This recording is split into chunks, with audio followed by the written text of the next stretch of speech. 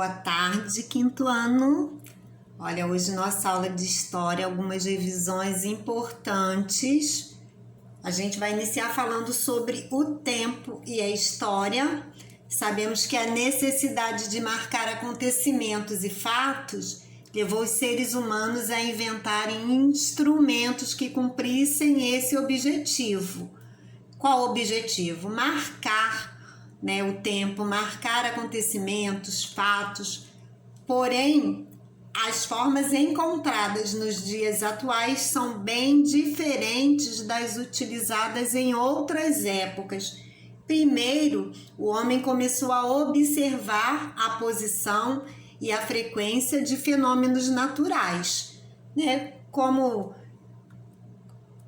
observar? Observar mesmo, olhar, e prestar atenção, e aí ver que ocorriam noites e dias, ocorriam algumas formas diferentes, de chuvas, e aí então os homens começam a definir dias e noites, fases da lua, variação das marés, estações do ano, período de colheita. Eles começaram a observar tudo isso, aí começaram a entender essa ideia de meses, anos, tudo de forma bem lenta, não foi nada assim, muito rápido, não. Lentamente o homem foi passando por todo esse processo, Porque no começo essas mudanças eram indicadas de forma bem lenta, Lá durante o período paleolítico, por exemplo, as mudanças da fase da lua eram indicadas por gravetos ou por ossos, e aí era como eles marcavam, os fenômenos naturais. Depois, como comportamento e a migração também de animais, eles foram começando a prestar atenção e a marcar como os animais se comportavam em relação a essa migração. E aí surge a cronologia, que é chamado estudo do tempo. E aí também foi de uma forma bem lenta, nada igual ao que a gente vê hoje, não. E aí surgiram alguns instrumentos. Surgiram aí a ampulheta, o relógio de sol, bem mais tarde o relógio de ponteiro. E o homem entendeu que existem dois tipos de marcação de tempo, porque existe o chamado tempo cronológico e tempo histórico. O que vem a ser o tempo cronológico? O tempo cronológico é aquele que é contado pelos calendários, pelos relógios, com medidas exatas, Esses instrumentos, eles medem dias, anos, meses, horas. Então, chamado tempo cronológico. Já o tempo histórico é aquele que compreende eventos, fatos e acontecimentos realizados pelo homem e que diferenciam um período em relação a outro período. Como a gente tem aqui, períodos diferentes, então, tempo histórico. Para contar o tempo, a gente tem que ter um parâmetro. Então, o tempo está dividido em tempo antes de Cristo, que é indicado, com essas siglas AC, e depois de Cristo, indicado aqui DC. Então, o nascimento de Cristo é o marco que inicia o nosso calendário, chamado calendário gregoriano. Nós temos, nesse calendário, contamos 2021 anos. Isso quer dizer o seguinte, há 2021 anos atrás, iniciou-se essa contagem, que foi o nascimento de Cristo. Então, nós estamos aqui, depois de Cristo, a partir desse nosso calendário. E todos os fatos ocorridos anteriormente a esse fato, que é o nascimento de Cristo, é contado como fatos ocorridos antes de Cristo. Para marcar esses períodos mais longos, os homens também criaram algumas formas. E aí temos a contagem de década, que corresponde a 10 anos, séculos a 100 anos e milênios a um período que corresponde a 1000 anos. Como identificar, por exemplo, né, como um ano pertence a um século ou a outro século? Também existe todo um estudo e uma regra para se verificar, né, direitinho isso. Então, para identificar a que século pertence um determinado ano, primeiro você tem que fazer o seguinte: retire os 2 últimos algarismos do número que o indica. Então, aqui o número, né, que indica o ano que eu estou analisando, 1827. Eu retiro esses 2 últimos algarismos, retiro esse 27. Depois, some 1 ao que restou. Restou aqui, ó, 18. Então, eu vou somar 18 mais 1, 19. Então, esse ano, 1827, pertence ao século 19.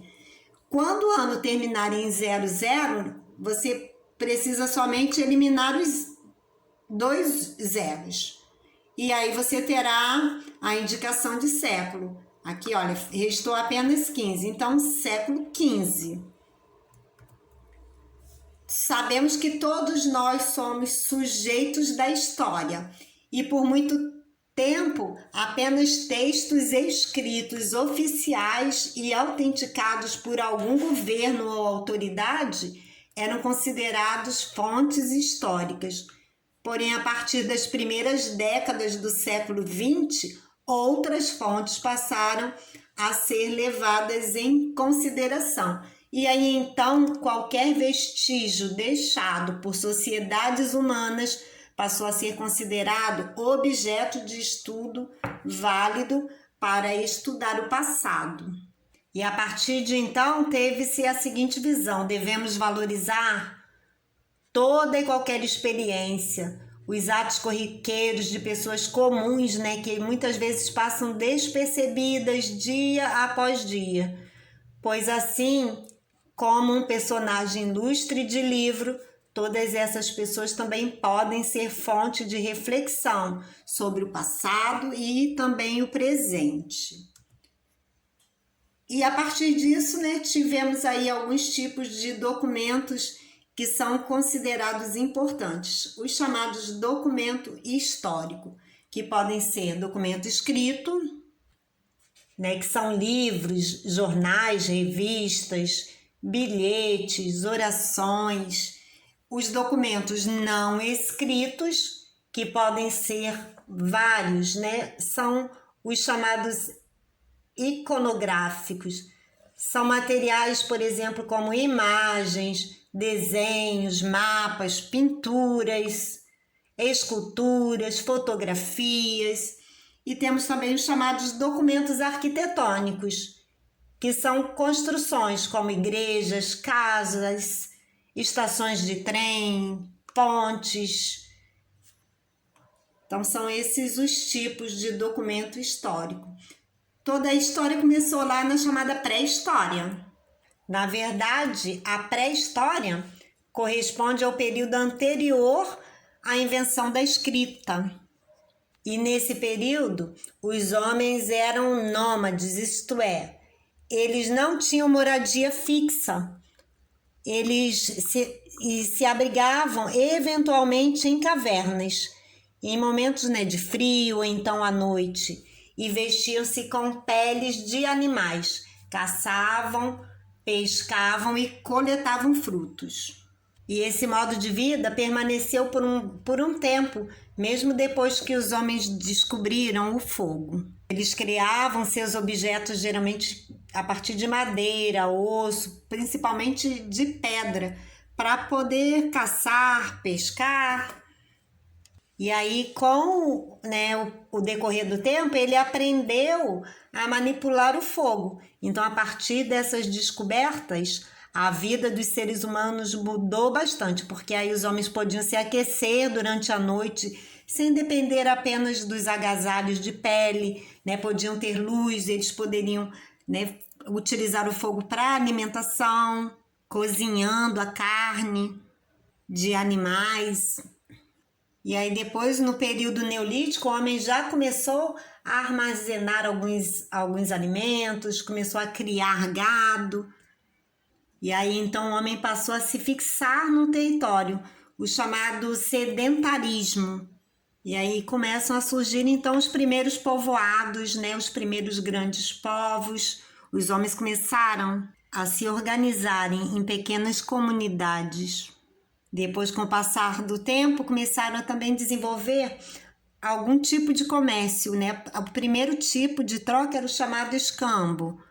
Eles trocavam o que sabiam produzir pelo que queriam obter. E depois, com o passar do tempo, começaram a representar um pedaço de metal, né? De determinado metal que fosse precioso, representando um valor para fazerem essas trocas. Aqui no Brasil, os homens sambaquis, os chamados homens sambaquis, eram povos pré-históricos. Eles ficaram geralmente na parte ali do Espírito Santo e também o Rio Grande do Sul. Esses chamados sambaquis eram assim chamados porque costumavam comer muitos molúsculos retirados à beira-mar.